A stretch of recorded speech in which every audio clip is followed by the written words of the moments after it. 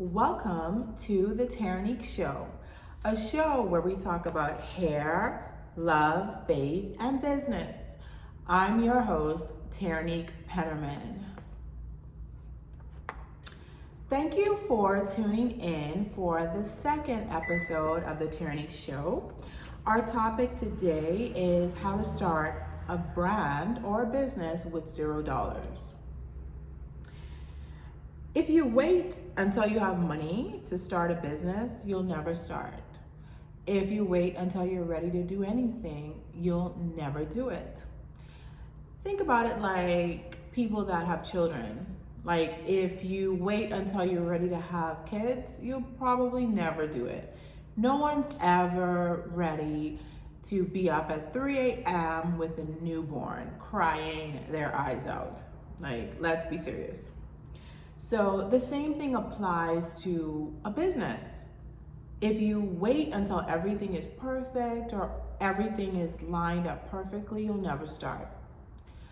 A lot of people that start successful businesses were forced into starting a business. They didn't have a choice because it was a matter of sleeping on the street or having a roof over their head.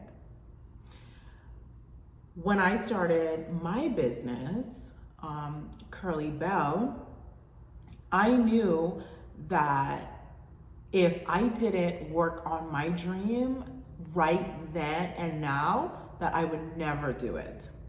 So there are several ways to start a business, and you don't particularly have to wait until you're, say, unemployed to start a business. You can start a business while you're employed. Right? I forget the term that they call. I think they call it not entrepreneur, but entrepreneur. I'm not 100% sure. So don't hold me to that. So if you know you want to start a business and you don't have the funds to do it, don't wait until you think you're more financially stable to start the business, but take little steps each day to reach your goal. For example, say you work full time, you're working a 9 to 5, and you have an idea to start a t-shirt business. Well, my advice to you would be, the first thing is to come up with a name, right? So whatever industry you're in, I would go to the bookstore. You can go to the bookstore for free and look for that industry. Bookstores are usually categorized by different topics or industries. So go to the bookstore, a Barnes and Noble, and you find an industry, the industry that your business would be under, and go and look through the books that they have there. You could do that for absolutely no cost at all. Look for key terms that you keep seeing across different books. Like if it's like a t-shirt company, if you keep seeing like graphics, graphica, mix different words to come up with an interesting name that will stand the test of time in your industry. So for example, what I would do is go to the bookstore, but also look through magazines, look through online articles, just for keywords that stand out in that specific industry, and write them down. Once you have your keywords written down, play with the words and see what makes sense. See what makes sense and what would trigger, for example, your industry in that keyword. When I started Kurlee Belle, how I came up with the name was I was on a vacation in Rome, Italy. And if you listen to my podcast, my first episode, I talked about how I wore curly weave because I transitioned. I didn't big chop. So I didn't chop up all my hair, but I transitioned slowly from relaxed to natural. So I would wear long curly weave that would blend in with my natural and my straight hair. So on my vacation to Rome, when I would go to the different coffee shops or just hang out, the guys would say Bella, Bella, Bella, and they would say curly, you know, I like your curly hair, but Bella means beautiful, right? In Italian. So I kept hearing that word. So when I got back to the US, I started to think of names for my business. Bella means beautiful, so I wrote down the word Bella. My products cater to naturally curly hair, so I then wrote down the word curly. So I put those two words together and I said Kurlee Belle, right?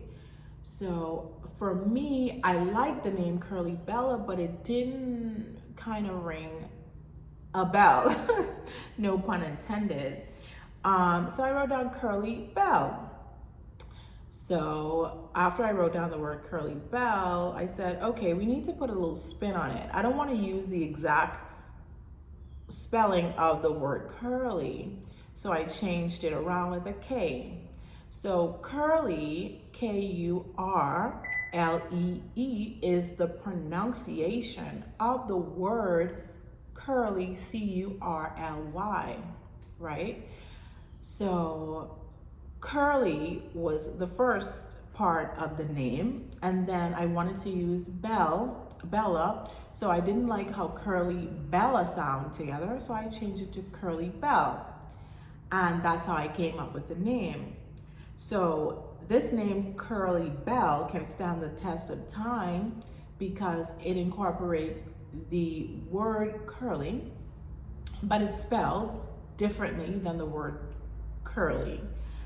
It incorporates the word curly, so it makes you think about curly hair, right? And then Belle is a feminine name, and it's, you know, the root of it is feminine, so you would think about a curly girl. So when you hear the name Kurlee Belle, you would think it's something to do with women and it's something to do with curly, and when you think of curly, you think of curly hair. So you want to play with words and use words to come to a final name that will stand the test of time in your industry and that will not separate out a group of people, right? Our products are made for women who have curly hair, but men can also use it. And we find that in research, men would usually use whatever products that their wife, their sisters, their moms have in the bathroom. So men don't discriminate when it comes to hair care. But our hair care, the name of it is tailored to women with curly hair, and men will who have curly hair will just use it anyway, right? So you wanna find a name that doesn't segment out a particular group of people, but then you also have to understand your target, right? So coming up with a name that fits your industry, that is a standalone name, that is memorable, that a potential client will remember and will connect the dots and say, okay, this is for women, or this is for hair, or this is graphics, like the name Graphica, that says, okay, this is they're either doing graphics or they're either doing something with images, something with artistry, something with creativity. So it's staying in your industry and putting a little spin or a little twist on it, that it will, a name that will stand the test of time. You want to stay away from names that are slang. So fleek, like fleek hair or fleek sneakers. You don't want to use slang, because slang gets outdated. Like the bomb, we used to say the bomb a very long time ago when I was growing up. Right now, people are not saying the bomb anymore, or older people who are not hip with slang, is using the bomb. I think a popular term now is gatekeep. Like, don't gatekeep, meaning if you know about a good restaurant, or if you know about a good hair product, or if you know about anything that's really good, you don't keep it to yourself, meaning you don't gatekeep, you share that information. So you don't want to use names that would have like gatekeeping sneakers or gatekeeping cups, or you know what I mean. You don't want to use slang, but you want to use something that will stand the test of time. And that's why I encourage you, when you're looking for a name for your brand, for your business, for your product, to do the research about your industry, read books that are relevant to your industry, pick up magazines that are relevant to your industry, and look for certain keywords that they use over and over and over again, that if the word is used, people will identify that word with a specific industry, and that's how you stand the test of time, right? So you can use your brain power and your time to come up with a name for $0. You don't have to pay someone to come up with a name for you. You can do this stuff in your spare time. Instead of scrolling on Instagram, take some time out to write down a list of keywords and play with those words until they make sense. And then you can use your friends or your family as a springboard for, hey, what do you think about this name? But when you find the name for your brand or your business, you will know. It will be a feeling that, okay, this is it. This is the name. So then after you've gotten the name, the second thing you want to do is come up with a logo. And I know you're saying, okay, I'm not a graphic artist. I cannot come up with a logo for $0. But what you can do is you cannot buy that Starbucks cup of coffee that costs $5 and use that same $5 to invest in a logo. You can go to sites like Fiverr or Upwork, and you can find a graphic artist to design a logo for you for $5, like literally $5. You may say, oh, that is just too cheap. Who wants a $5 logo? Well, my logo, Kurlee Belle, which I've had, that logo was created in 2008. And I kid you not, I believe that I spent less than $20 for that logo, and it has stood the test of time. It is a very strong logo. People on platforms like Fiverr and Upwork, they are very talented people, and they do these things for a living, right? They do these things because they're creative, they're talented, and they're just trying to make income, right? So you can find a very good artist on any of these websites, or you can even type in Google free logo. There are actually sites that make free logos, and the logos look good. You can get a free logo, play around with the colors, play around with the look, and then once you have that logo, you can then go to Fiverr or go to Upwork with that logo and find a graphic artist to change the logo up a bit and tailor it. If you don't want to use a free logo, you can find a $5 graphic artist to create the logo that you've made for free and just make it like tailored to you, specific to you. So it's not a lot. It doesn't take a lot of resources to come up with your brand, your name, your brand name, or your logo. It just takes your time and your energy. Get rid of the thought that you have to pay thousands of dollars for something to be good or to be of value or quality or make sense. You do not have to get out of that mindset. You can find cheaper ways to create something great. And it just takes your time and your effort and your energy. So after you've gotten your name and you've gotten your logo, what you want to do is you want to go to all social media platforms and secure your name. So this is before you start promoting your name, right? You don't promote it. After you got your name and your logo, go to all social media platforms, Instagram, Facebook, Twitter, YouTube, TikTok, and secure your brand business name. That is one of the most important things you can do. That is all. The cost of that is $0. It is free. So far we have gotten our name, we've gotten our logo, and we have secured all of our social media platforms. For the total cost right now, $5. The logo is what costs you $5.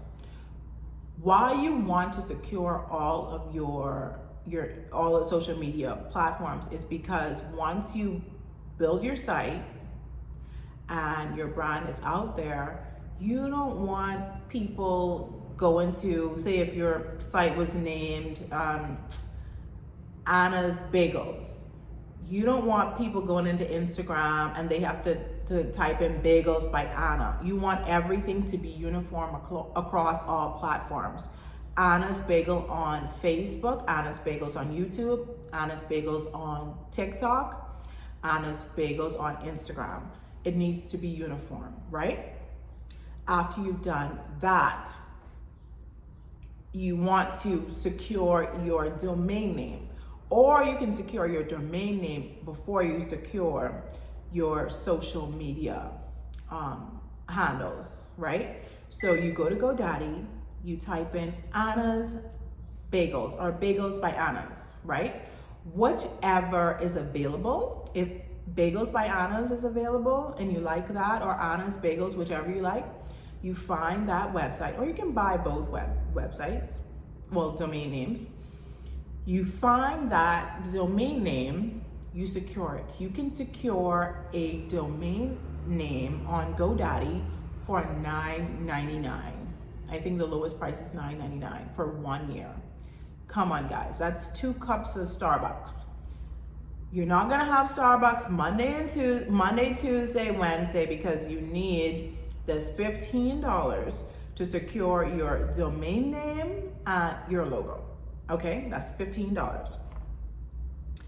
So after you've secured your domain name, your Instagram and your social media handles, your logo and your name, you've spent what are we up to now? $15. Like that's nothing, you know? You spend $15 by just blinking. It's under $20. So here we've saved so much money. I mean, even I'm like, okay, this is like child's work, right? You don't have to have $1,000 in your bank account to start a business. All you need is your time and effort. After you've secured your domain name, your social media handles, your logo, you want to start uploading your logos, creating your profile images for each social media handle. You want to start uploading those, right? You can do that simply. There are free softwares out there that can help you create, design your profile pictures, crop them and put them up on each social media platform, and put your names, make sure your names are uniform across each platform. So now your social media is set up, your name is already, you've already established your name, you already have your logo, you already have your domain name for your website. After you've done that, you want to go to your state's page, to your local state's business page, where you will apply for your articles of incorporation. If you are going to start an LLC or corporation or sole proprietorship, you decide which one you want, and you can do that. You don't need to hire a lawyer to do these things. Get out of the mindset of, okay, I have to do everything perfect, I have to hire a lawyer. Once you can read and comprehend, you can get it done. The forms that are on the website to fill out your articles of incorporation are super easy. You just need to be able to understand basic English. What is the name of your business? You know the name of your business. What is your name? You know your name. What is your address? You know your address, right? Do you wanna start a limited liability company or a sole proprietorship? You can decide which entity you would like your business to fall under by doing a simple Google search. What are the benefits of a limited liability company in Texas, Arizona, Florida, right? Just do a simple search, absolutely free. You don't need to consult a lawyer to do all of this. Okay, the benefits of a limited liability company, you won't be personally liable if anything goes wrong with the business. Okay, that seems like that fits the description that I'm looking for. So, Bagels by Anna LLC, limited liability company. Or if you want to start a sole proprietorship, Anna's LLC, sole proprietorship. So you fill that out after you've decided what you want your entity to be. Most states, now this will cost you some money, it's just what the government requires here. Everyone has to do it. You can save up for it and pay it with no problem. Most states, the articles of incorporation, I believe, cost around $125. That's just an investment everyone has to make. There's no getting around it. Just save your money. But right now, you've already got your logo, your name, your social media handles, your website for under $20. But you have to pay the government. I'm sorry. This I can't help you. After you've filled out your paperwork for your articles of incorporation, you paid that and you've sent that in, then you'll have to apply for your federal, your tax ID number with the IRS. So you'll do that after you've put in all your paperwork with the state. Depending on what type of business you are setting up, your state may have some additional requirements. So this is where your Google research really comes in. Or you pick up the phone and you call your local state and ask them, I'm starting a bagel company, I'm starting a t-shirt company. What forms do I need to fill out? Is the articles of incorporation fine? Is that all I need? Or do I need to get a local business license from my county?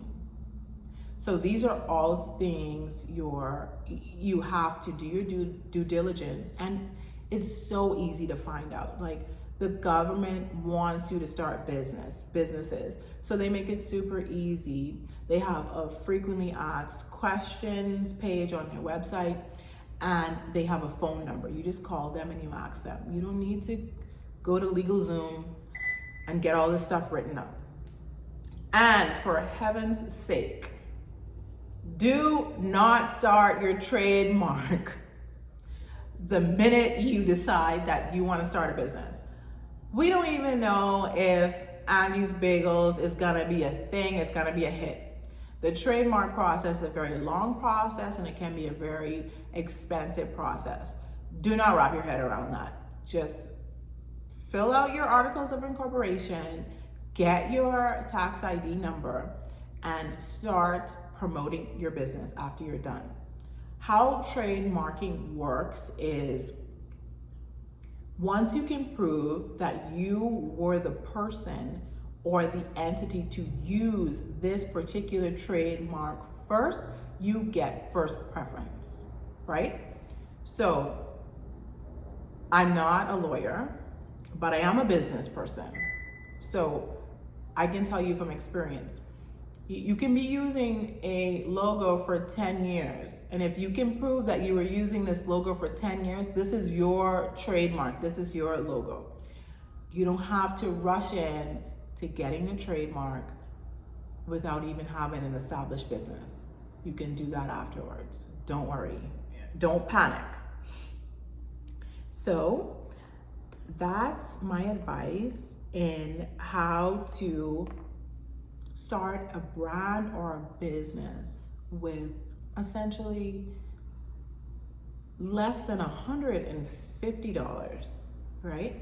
And you can do this in steps. You don't have to do everything, sit down and do everything one time. And I think that's where a lot of people get frustrated. They feel like, oh, I gotta do everything. I gotta do my logo, I gotta do my website, I gotta sign up for my articles of incorporation, I gotta get my tax ID number, I gotta get my trademark. No, you don't have to do all that. Just relax, because when people get overwhelmed, that's when they procrastinate. Write it down. Monday, April 25th, I am going to start researching names for my business or my brand. Do that step first. Take your time, let it flow, be calm, right? After you've established that, give yourself a timeline, a week, 2 weeks. After you've done that, okay, now that I have the name, I'm gonna move on to the logo. Give yourself 10 days to get the logo done. After you've done the logo, you're gonna go and secure your domain name, or secure your domain name after you've gotten your name. Securing the domain name takes literally 15 seconds to type it in GoDaddy. Secure your domain name. After you've secured your domain name, it'll take you less than an hour to sign up on Twitter, Facebook, Instagram, YouTube, TikTok, your handles, right? You've done that. So just write your little checklist out, and I'll put the notes in the description of the order in which I think that you should start your brand or your business. And you just check a week, 2 weeks, 1 month, you're done, right? A month and a half, you're done. Okay, it's taken some time for me to save up $125 to get my articles of incorporation. All right, 2 months, I got my articles of incorporation. Then you file for your tax ID number.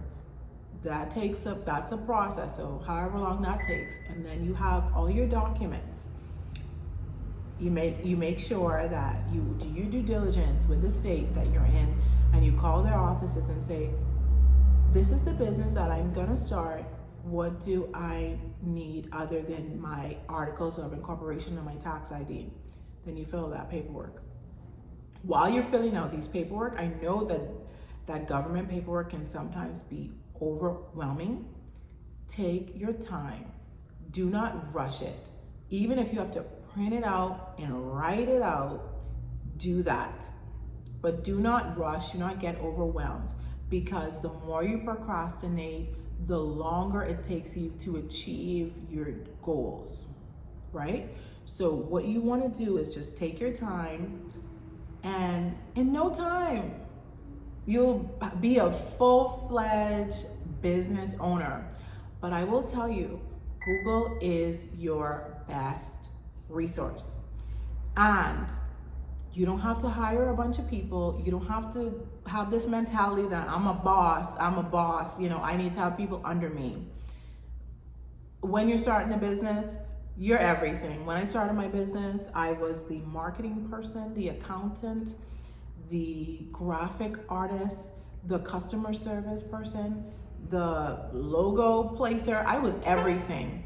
So when you're starting your business, you need to have that mentality that I need to know every area of my business.